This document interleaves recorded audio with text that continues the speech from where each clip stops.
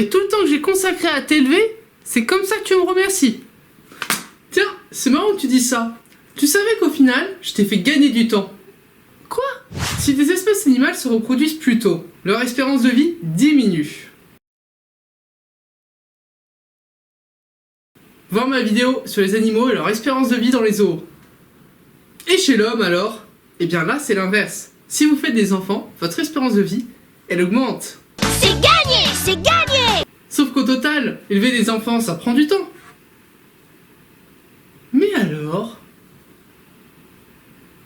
est-ce que, quand on considère l'augmentation de l'espérance de vie par rapport au temps que les enfants ça prend, ça donne quoi au total? Attends, mais je t'arrête tout de suite, tu peux pas être aussi matérialiste. Élever des enfants, c'est pas seulement une histoire d'heures consacrée aux enfants.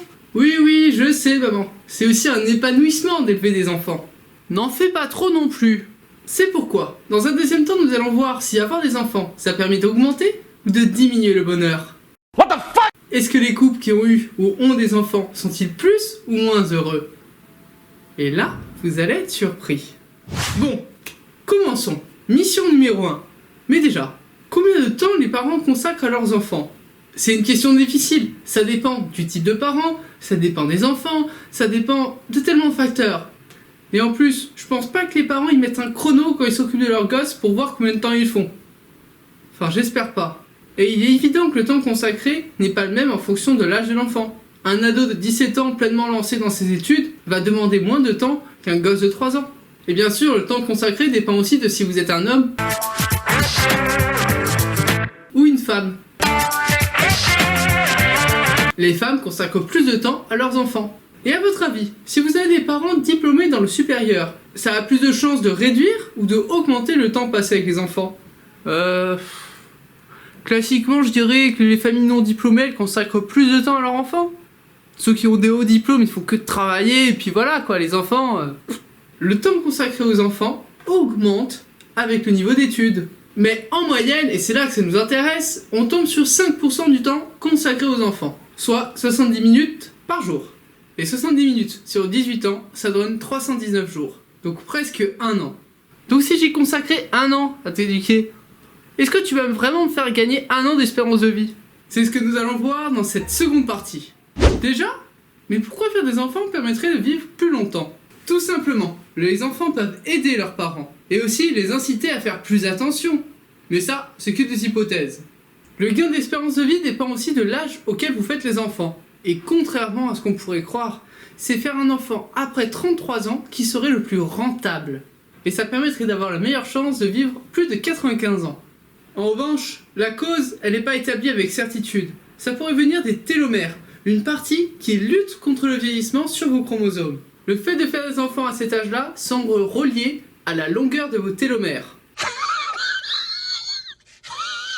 Mais attention, c'est pas parce que c'est lié que c'est corrélé.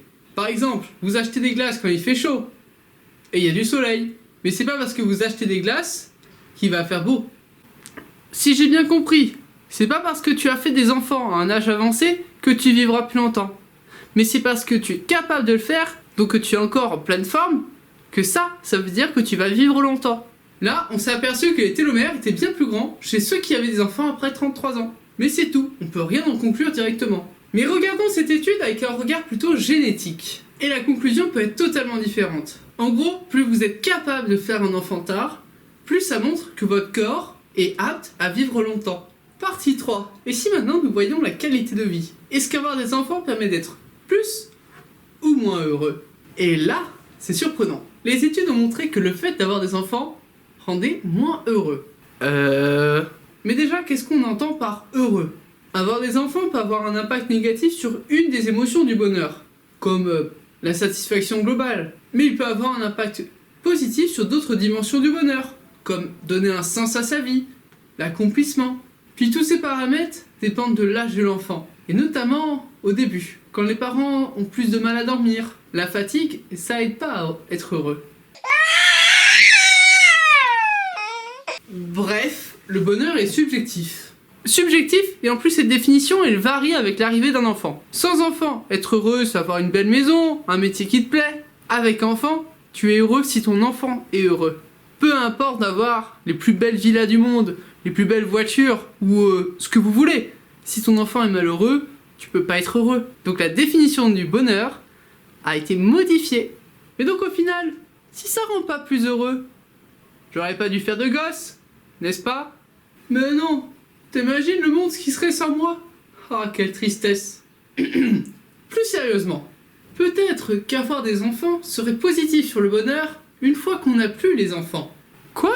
Selon une étude réalisée par des chercheurs allemands de l'université de Heidelberg, les couples auraient tendance à être plus heureux s'ils ont eu des enfants, mais une fois que les enfants ont quitté le cocon familial. Bon, il a caricaturé, mais c'est l'idée. Donc, avoir des enfants rendrait moins heureux, car la cohabitation, les défis du quotidien, ça met une pression. Mais une fois que ces enfants sont assez grands et capables de se débrouiller tout seuls, il n'y a plus toutes ces pressions. Juste le plaisir d'être ensemble. Après, comme les enfants restent en moyenne jusqu'à leurs 23 ans chez leurs parents, est-ce que ces 23 ans de moins bonheur est compensé par l'augmentation du bonheur pendant tout le reste de la vie? Question ouverte. Après, je me méfie quand même, parce que t'as parlé de une étude. Mais il y en a d'autres qui en parlent.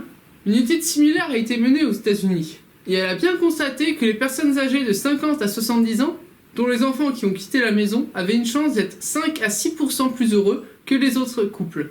Voilà, cette vidéo est terminée. Et donc pour répondre à la question, faire des enfants, ça fait gagner du temps. Ça fait gagner de l'espérance de vie, même en considérant le temps qu'on est obligé de leur donner. En revanche, ça rend plutôt malheureux, le temps que les enfants sont dans le domicile. Mais après, c'est du bonheur. Voilà, j'espère que ces drôles de questions, je sais même pas comment elles me sont venues, vous ont plu. Moi en tout cas, je me suis éclaté. Sur ce, je vous dis à la prochaine. C'était Francis Boyer de Voir Autrement. Tchuss!